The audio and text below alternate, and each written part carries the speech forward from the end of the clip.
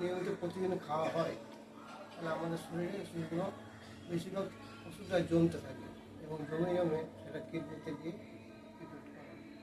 এবং যদি 6 মাস 1 বছর কন্টিনিউ ওষুধ খাওয়া হয় তাহলে আপনার কিডনি কিন্তু ড্যামেজ হতে বাধ্য। তো শরীরে যে কোনো জায়গায় ব্যথা যন্ত্রণা, হাঁটু ব্যথা, কোমরে ব্যথা, গোয়ালে ব্যথা, এইসব ব্যথার কোনো ওষুধ নেই। হোমিওপ্যাথি, অ্যালোপ্যাথি, আয়ুর্বেদিক কোনো ওষুধ হয় না। সব রোগের কোনো ওষুধ হয় না, কারণ 80% রোগের মধ্যে যেটা কাজ করে সেটা মন বা মানসিক। তো এই মানসিক রোগের কোনো ওষুধ হয় না। এখন আপনাদের এই ব্যথা যন্ত্রণা সারানোর একটি উপায় হল আপনারা এইরকম 1 বোতল জল নেবেন, 1 বোতল পরিষ্কার স্বচ্ছ জল, প্লাস্টিকের বোতল হোক বা কাঁচের গ্লাসে নিতে পারেন।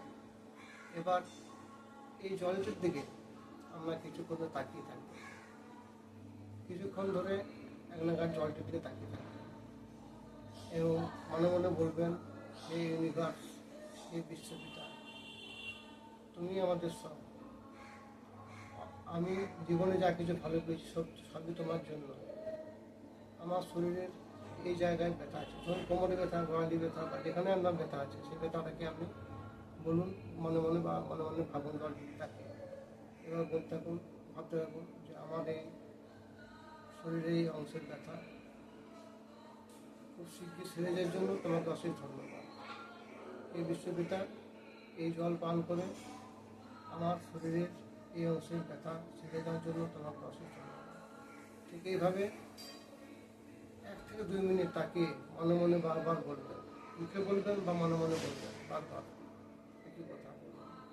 এরপর জলটি আপনি নিজে পান করবেন, তাহলে খুলে নিজে খেয়ে নেবেন। যতটা পারবেন একবার খেয়ে নেবেন, বাকিটা রেখে দেবেন, আবার পরে ভাগ করে খাবেন। এভাবে